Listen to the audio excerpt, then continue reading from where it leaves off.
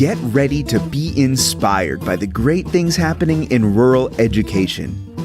The Rural Scoop will bring you new ideas and innovative solutions. We'll dive into education issues and we'll highlight what's working in your rural communities. You will hear from a variety of educators, administrators, professionals, and others who will provide relevant and engaging content in each episode. And now, serving up the scoop, here's your host, Dr. Melissa Sadorf. Well, I'm so glad that you could join us, Rural Scoop listeners, for a part of a series of interviews that focuses on our Teachers of the Year from across the country. And it's really exciting to be able to highlight the fantastic things that are happening in rural classrooms all across the country. I have the privilege of working with my co-host, Ty White, for this series. Ty has been a Teacher of the Year here in Arizona for the Arizona Rural Schools Association.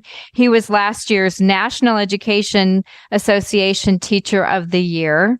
And he was also here in Arizona, the Teacher of the Year for the Arizona Education Foundation. And so with all of that, He's been recognized for some of the amazing work that he's doing here in Arizona. And it's fun to be able to have him with me as we highlight things that are happening outside of our state. So Ty, please introduce yourself. All right. So my name is Ty White. I teach high school math. I teach high school chemistry. You do now. Yeah, I do now. I teach Algebra 1 now as well. Hey, so this one will actually be out, and I was the national runner-up for Air and Space Force Association this year. Whoop, whoop. Nice job. I'm really excited to share with our guests today. We have our first CTE teacher with us. Yay. And so Chad is an ag teacher from Utah. And of all the fun things to share about him, and I'm going to let him introduce himself, but of all the fun things, because I don't want him to leave this out, not only is Chad the Utah Teacher of the Year for 2023, but his dad was the Utah Teacher of the Year a few years ago, too. So that's exciting. Right? Runs in the family. Chad, you want to go ahead and tell our listeners about yourself? Yeah, as you said, I'm Chad Warnick here in Utah. I teach at a rural high school, Delta High School. And it's the same high school that I actually went to school at. And I have that opportunity to be back here. I'm married to another ag teacher who also teaches social studies. And we have 4 great kids and love life. Where at in Utah? It's Delta. So it's in the central portion of the state, kind of edging towards Nevada. Okay. Yeah, I guess I should have known, like role models, Delta High School to be in Delta, Utah. I thought maybe you were jazzing it up with a special Greek name or something. Well, it does mean change, and so we're hoping someday it changes, but not too fast. So, Chad, can you tell us a little bit about when you figured out you wanted to be an educator and how you went about that? Yeah, it kind of came in a way that I didn't anticipate. During my 8th grade year, 9th grade year of high school, it was a hard time for me. It was kind of that time where either friends moved away or friends made other choices, and I had a hard time finding a new friend group. And thanks to an awesome mom, she made sure I stayed involved and I didn't stay at home. And so I got involved in FFA, but I also got involved in 4-H. And those gave me opportunities to travel, to compete, and that helped me to build my self-confidence at a stage of time where I was really lacking in it. And my 4-H leader, Mike Pace, did an amazing job of helping me to grow and develop. And I knew at that point I wanted to do youth development. And so after coming home from my mission in Scotland for the Church of Jesus Christ of Latter-day Saints, I went to Utah State and found the building where they went to become extension agents and 4-H leaders. And the first person I found in that building, I said, hey, I want to be a 4-H leader. And he asked me, Dr. Rudy Tarpley, he said, why do you want to do that? I said, I want to make the difference in the lives of students. And he said, well, if you become a 4-H leader, you'll do that. If you become an ag teacher, you'll be able to do it more and impact more kids. And so 15 minutes later, I had a 4-year plan, and I've never looked back from being an ag teacher. That's pretty cool. And so the 4-H's of 4-H, I'm sure you know them. Oh, yeah. Head, heart, health, and hands. Yeah, I love it. Yeah. Yeah. From one 4-H kid to another. I appreciate that. It's a fantastic program. And my student or my own personal kids are still involved in it or volunteers with the 4-H, and it's still an active part of our life. That's fantastic. And it means such it's a big deal in a rural community where there's not a lot of access to other programming. 4-H is something, as well as FFA, is something that you're going to see in rural communities quite often. So speaking of that, as a teacher, you have a lot of options, especially right now with our teacher recruitment and retention issue across the country. You have a lot of options for where you choose to teach. So you're in a rural community, and talk a little bit about why you decided to stay rural. Besides the fact that you grew up there, which I know is a big part of that, I'm sure, decision. Well, even before I got this job, the jobs I was applying for were rural based. I want to have that, not because being an agriculture educator is limited to only rural areas. We have it in all the large cities and communities in Utah. Even if you go to the extent of Chicago, they have agriculture education and FFA there. So it's available in all those places. But at the end of the day, I'm a country kid at heart. I like to have neighbors that I talk to, even if they live a mile away, rather than neighbors who I live next door to that kind of stick to themselves. I love the values that we find in rural communities of knowing and helping and supporting, and just, the beautiful aspects of it. I'm able to help my dad on his farm, and we do flood irrigation, and sometimes we have to go out in the middle of the night to check it. And while I'm waiting for the water, to be able to look up at night and see all the stars is incredible. And if you weren't in a rural area, that would probably be diminished when you go out at night. And so just the lifestyle, it's hard, but I love it. I can completely understand that. And maybe one thing to add with that a little bit, we do miss the restaurants you find in the big cities, but we do have McDonald's and Subway, so those kind of get us through a little bit. But we'll go visit the larger areas. Yeah, it's nice that we can go and visit, but then come back home. So, have you always taught in Delta? I did. My wife, as I said before, is a teacher. She graduated a year before I did. And unexpectedly, my high school ag teacher, Mr. Eakins, retired, and we were not anticipating that. And so almost half-heartedly, we made the decision that maybe she should apply just for the experience. And, she was amazing enough that they said, well, we'd like to offer you the job. And so she took the job. I stayed up at college and finished another year of school. And in that time, she gave birth to our first child, and she said she wanted to stay home and be a mom. And I was lucky enough to be able to apply and get the job and end up in Delta. So I've spent all 18 years teaching here. So, Chad, even though teaching rural is what we prefer, and I understand the attraction of that, there are, as you said, some challenges. Opportunities too, but there's some challenges that we encounter in rural school communities. Can you talk a little bit about what those challenges have looked like for you and how you might have overcome them? Yeah, a few challenges that we have in rural communities in our area. Probably our furthest child who comes to our school is, a 30 plus minute drive away. And so if a kid is not able to get things done during the school day, it's not as simple as stay after school for 20 minutes and work on that, and then you can walk home. So we have to be very adaptable and creative on how we can try to help students who miss class. And one of the reasons why students miss class maybe more frequently in a rural area is because they travel to be involved in sports and other activities. And so we have students travel. Our close travel is an hour away, and we have multiple that are pushing 3 hours away to get to travel. Our freshman football team got home last night at 11:30 at night, and I had them in class at 8:18 this morning, and we were taking a test, and you could tell that they were not 100%.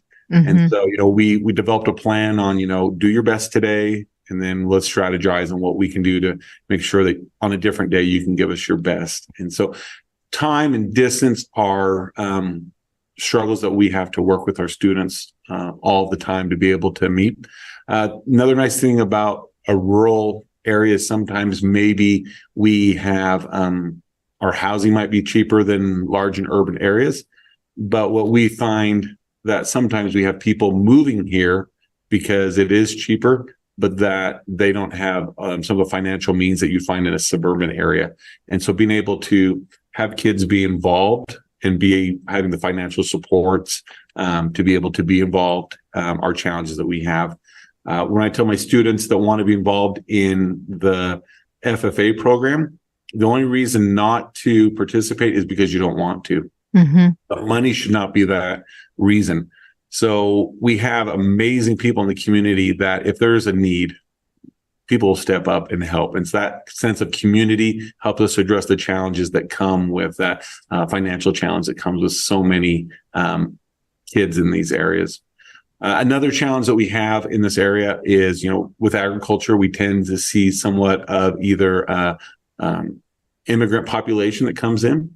And with that, there's sometimes language barriers that have to be overcome. And so those are wonderful individuals that we get the opportunity to see their linguistically gifted opportunity for them to learn a second language. And we get to be part of that and try to help them develop the content in the process.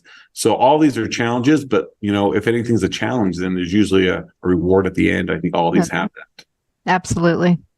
So one of the issues that comes up, and I think this is really going to be a good question for you, Chad. One of the issues that comes up in rural communities is that teachers have to wear multiple hats and take on different roles. So I'm curious especially about some of those crazy things you've done. How long is the podcast? As long as we want it to be. There you do. You wear many, many hats in a rural community. And, just to name some, my own children is there involved in different activities, trying to be a volunteer or a parent coach in their little league days. I teach hunter safety to the community because there's a need for that. A lot of kids want to do it. We haven't had a lot of instructors. As I mentioned, we're really active in the 4-H with our children. So we support the stock show as well as the clubs and the family clubs. My son that's in high school, he likes to wrestle. And so I provide the audio visual for them as they go to different tournaments. I'm involved in my church, volunteering with the youth programs that are there. I help with our county fair. There's just so many different opportunities to be involved in the community. And that's one of the best things because that's how you create relationships with a diverse group of people. That's how you network with individuals. And what's great about all of those is that creates an opportunity for me to share a little bit about the story of my students. And as they hear about the opportunities that they have, as well as the needs they have, that has led to, building some community relationships with our students that I wouldn't have been able to foster any other way. And it's just great modeling for civic engagement and going beyond the expectations to really work together in a team, in a community, in a school. And a big thing I tell my students all the time is, seek out opportunities to serve, seek out opportunities to lead, and seek out opportunities to speak. And if I'm going to invite my students to do those things, by golly, I better do it. And so it's been a great experience to be able to have them see me in those roles. And then when I come to class, I can say, see, I'm doing it. Now you have to go do it. Let's take a short break to hear from our sponsor. Thank you to Trainual for sponsoring the Rural Scoop. Trainual is the #1 software for process documentation and employee manuals. It puts everything into one simple, searchable system that is easy to navigate, is clearly organized, and is simple to access. It's perfect for schools and even entire school systems. Trainual can also help your continuation plans as well. For example, your chemistry teacher can log how they've organized the storage room, making it easier for the next person who takes that job. Listeners of the Rural Scoop get 10% off their first 12 months by using offer code RuralScoop. When you sign up for your free trial, just enter Rural Scoop, one word, as a promo code and it'll automatically apply. Just go to trainual.com to get started. So, Chad, one of the things Ty and I talk a lot about is the rural advantage. And it means different things to different people. And I'm really interested to hear, what does the term rural advantage mean to you? And what are those opportunities that lend themselves to that rural advantages as a teacher working in a rural community? We'll start by sharing a story about a friend of mine who I met my freshman year in college. She went to a large school, one of the largest in the state of Utah. And when she went to college, she met someone. And as she was talking to this young man, she found out that not only did they go to the same high school together, they graduated in the same class and never had met before. And so to me, a rural advantage is the fact that we tend to have smaller schools, and it's easier for us to know who's there and easier for kids not to get as lost in the process because we know who they are. We know who their parents are, and we have the opportunity to be able to kind of keep an eye on them and be able to track them. So I think that's one rural advantage that we have that we can share with our community and with our students. Other advantages that I think that we can consider with the rural community, kind of alluded to this before, is just there's just so many opportunities to have the community. The high school becomes kind of the hub of the community. And, that's where we go almost for entertainment, but there's so much support. Individuals want to know what's going on. When you put something in the local paper or on social media about your students, people love to see that and be connected. After this podcast, I'm headed into a vehicle and heading up to the high school football game, an hour and a half away. And there's going to be a ton of people from our community that travel and support. So the community is vested in what happens in our schools. And I think all those things are examples. I went to my niece's volleyball game one time that was in a suburban area. And the school they played was only, 10 minutes away from them. And they had probably less than 30 people in attendance at the game. And at our volleyball game last night, there is hundreds, 400 or 500 people that are there. And so I think that really being a rural community draws the community together around the school, and they want to see them support because they know those kids, they know their families. And ultimately, we want those kids well prepared to come back and live in our communities, because that's usually who wants to be in rural communities, or those who come from them. And so we need to make sure that we are investing in our future, and we almost in a way know who's going to come back and live here. And that's maybe why we're more vested in them. That brings to mind two things, Chad. The first is the school truly is the hub of a rural community. And whether it's things that are happening for sports or a play or parent-teacher night, it really is the place that draws the community together. It's that sweet spot, so to speak, where you can have the community come together and gather. And then the other thing that you're talking about is also very important in a rural community is that workforce development aspect. Because if we're training students to potentially, as a teacher, I'm sure you're very aware that those students that graduate with certificates that they can put into the workforce right away, now you have a workforce development issue that you're able to address with local homegrown citizens that are now taking jobs within your community and staying, like you said. Yeah, for sure. That's a big emphasis that we have in CTE, is making sure that we are being relevant to our local industries. And we're currently partnering with our local college, which is about 90 miles away, to make sure we have a path for students that are industry based. And so it starts in the high school where they get specific skills that then can transfer into certificates, which can transfer into associate's degrees, into degrees, of a bachelor or higher nature based off the input of our local industries. So I have the opportunity to sit on industry panels with agriculture, and we're always assessing what are the needs that you have, what's coming down the road, and then how do we adjust what we're teaching to make sure that we're preparing you with a skilled workforce that is ready to hit the ground running as much as possible.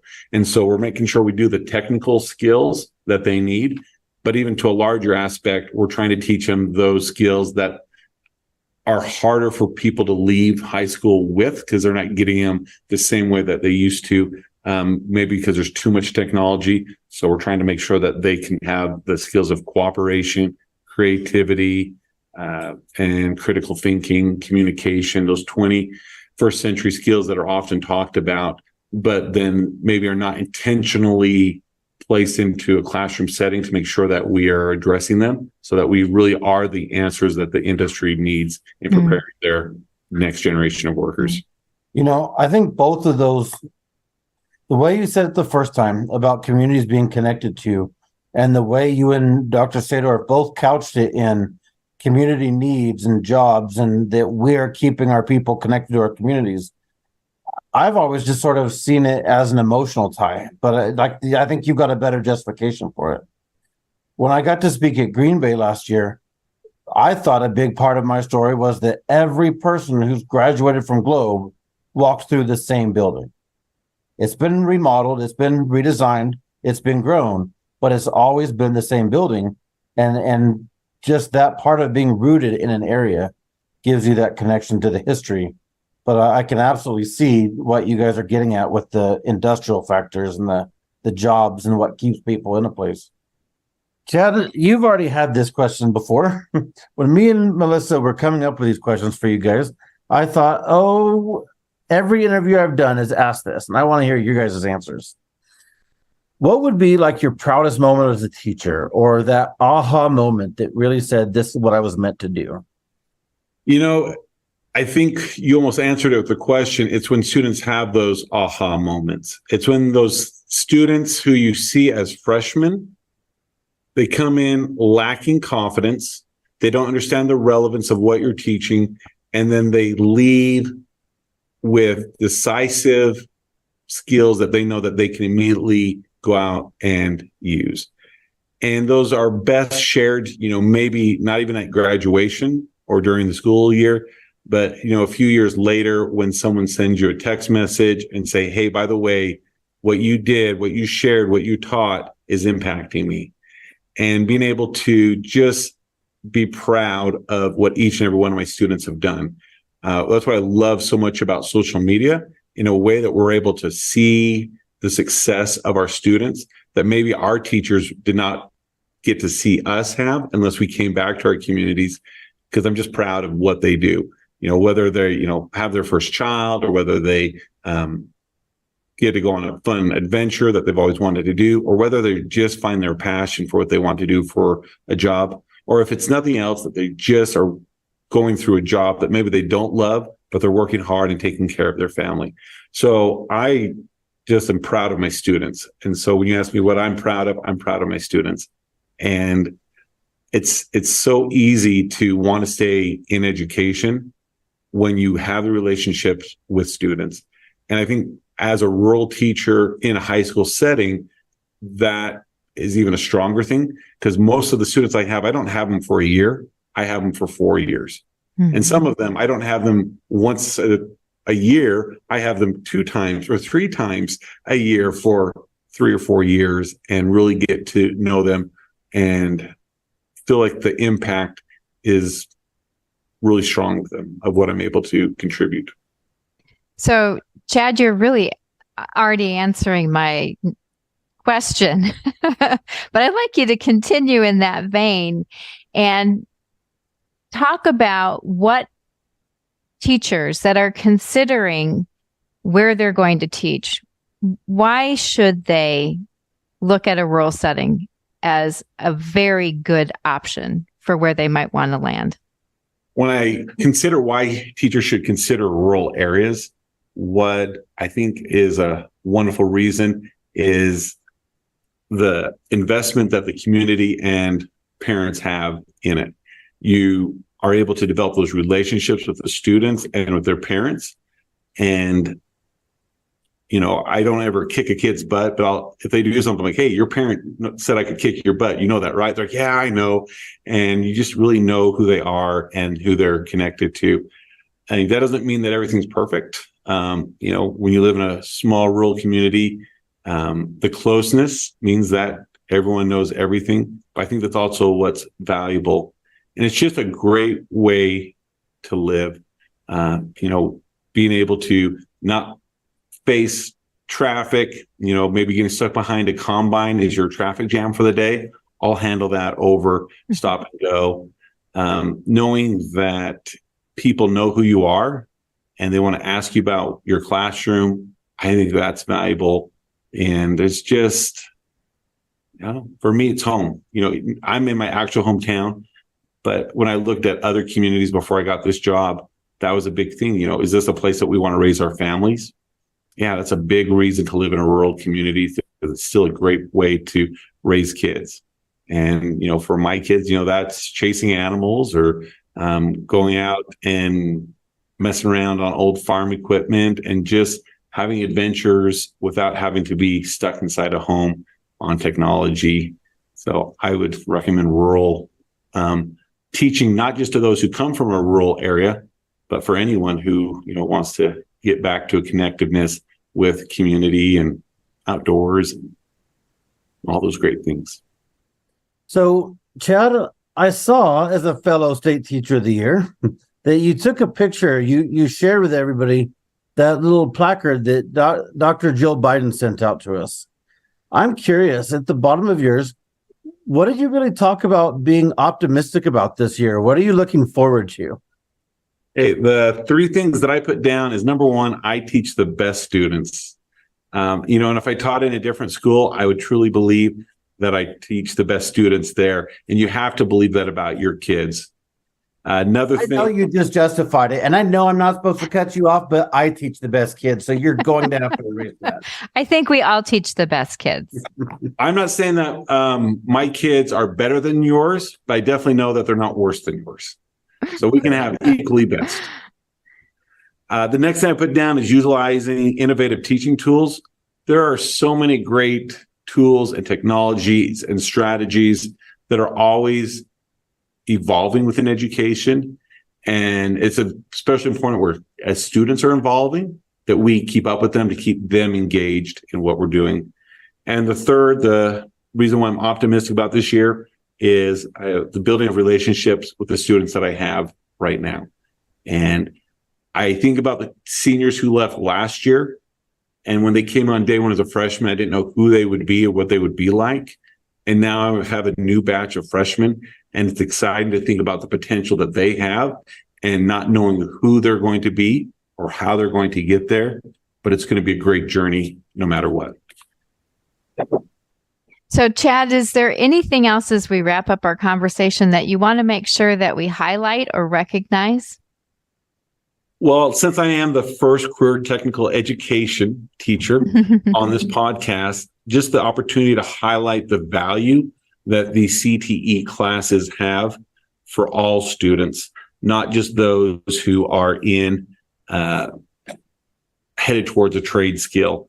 When I was doing my master's project, I researched the impact that CTE classes had on college.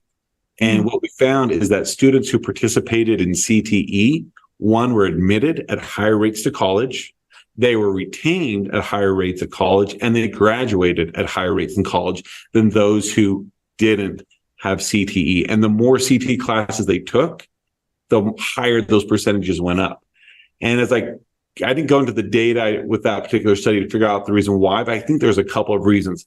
When students are involved in CTE, whether it's a wood shop, welding class, or all the various things, there's a lot of problem solving that needs to happen. And so as they develop those problem solving skills, that better prepares them to handle those difficult times that may come in college.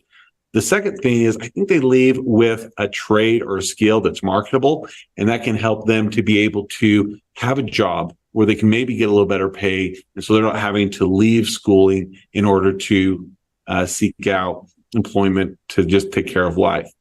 Now, on the flip side, college has its place for many students, but just going into the trades, whether it's a trade school or straight into industry, taking these tech classes are so amazing to give them those skills that make them industry ready. And the last reason why I think it's valuable is it can save someone thousands and thousands of dollars over the life by just knowing how to do things, being able to do basic electrical, knowing how to do some carpentry, knowing how to do interior design, knowing how to do floral arrangements, or all those type of skills, whatever the kid finds an interest in. That is something that they'll take and maybe develop a passion or a hobby that they can follow. So college classes are great, but make sure we balance them with some great CTE classes that high schools have to offer. Good list. And I'll add mechanic so Yes. that you know how to take care of your vehicle. Yeah, I'm not saying we need to add a 5th year of high school to get all the tech classes in, but it would be worth the while to make sure that if you took every tech class available, you'd never regret any of them. That's fantastic. So one thing that we've been really blessed with here at our school goes back to my very first year teaching, in which when I was teaching an animal science class about early springtime, we were watching a video, and it was a really old VHS video, and a student in absolute frustration said, "Mr. Warnick, are we ever going to do anything with animals?" And I really had to think about that. And I immediately thought about my dad, who had been a teacher, and he was a woodshop teacher. And I wondered, what would have woodshop been if we never did anything with wood? We just learned about it. If we just watched videos, we just did chapters out of the book, it would have been kind of a meaningless class. And so I stopped the video right then. We had a discussion about what they wanted to do. Well, that led to the next day going to some property next to the high school that the school district had purchased. And we walked up there. It was nothing but some old dilapidated buildings and some weeds. And I said, "What do you guys want to do?" And so they spent the class period walking around, writing notes.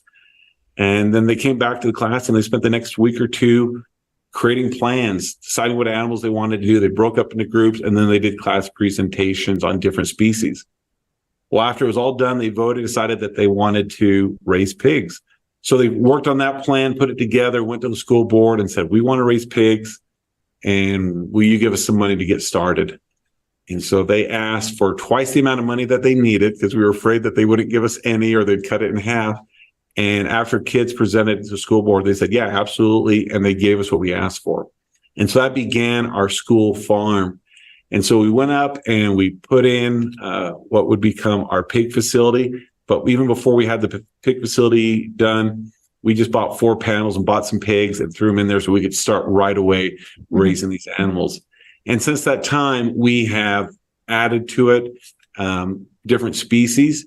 And once we started doing this, people pulled in with their vehicles and said, "Hey, what's happening here?" And they saw it, and the community saw it. And then we had kids raising animals for the fair. We had little brothers coming, and now it's become somewhat of a community hub. And the community has come in and has really helped us develop that. We've had people donate heavy equipment to fix things. We've had people come in and repair and build items. We've had people come in to haul gravel and donations and time, money, and effort. And now this last year, we have a dairy cattle building that we do heifers. We have our pig building. We have our goat building. We have our overflow building. We've had different other species at times. We've done chickens. We had one year, we did a wild horse and wild burro that we got from the BLM that the students trained. We have a pheasant facility that we have built that we'll put into use next year. We've put the well connection in to start an orchard with our plant science class. And so we've really turned this class that was kind of book-based, theory-based, into hands-on, skill-based, to where, one, we do it in class, but then two, if someone wants to have an experience that's not directly related to class, they now have a place to raise an animal. And even in a rural community, not everyone has a place that they can throw a pig in their backyard. But now we have this as a resource for students from kindergarten all the way up to high school. If they want to have an agriculture experience, there's a place that they can do it now. Wow, that's not only tapping into your community's assets, that's becoming a community asset. That's phenomenal. And it's kind of led to what's become our philosophy, which is we do these three things. Delta FFA is a place where we raise livestock, we grow crops, and we cultivate leaders. And we don't have kids raise animals and plants. We have animals and plants that are used to help raise kids. Well said. All I'm going to say is, Dr. Sadorf, you've been a superintendent, you've been a principal. I challenge you to find me a better example of a teacher having student-led and student-driven innovations on campus. I don't know if I've seen one. I'm going to have to come visit, Chad. You're always welcome. It sounds like a fantastic opportunity to present your students with. I'm glad that they have that for your programming. That's fantastic. Well, thank you. Well, as we wrap up, Ty, any last words that you want to say? No, Chad, I'm very glad we could have you here. I think the stories and the things I've seen you doing on social media, I think the stories I've gotten to listen from you when we meet in person, like I'm glad you got to join us. Yeah. Glad that you were able to make it. Thank you so much for spending some time with us today. Well, thank you for having me. Thank you so much for listening to The Rural Scoop. Please be sure to rate, review, and subscribe, or even leave us a comment. And be sure to follow on Twitter at Dr. Sadorf. That's Dr_SADORF, so that you never miss a new release. You can also check out previous episodes of The Scoop wherever you get your podcasts. Production support for The Rural Scoop is provided by Chattanooga Podcast Studios. Find out more at ChattanoogaPodcastStudios.com. See you next time for more great discussions about rural education.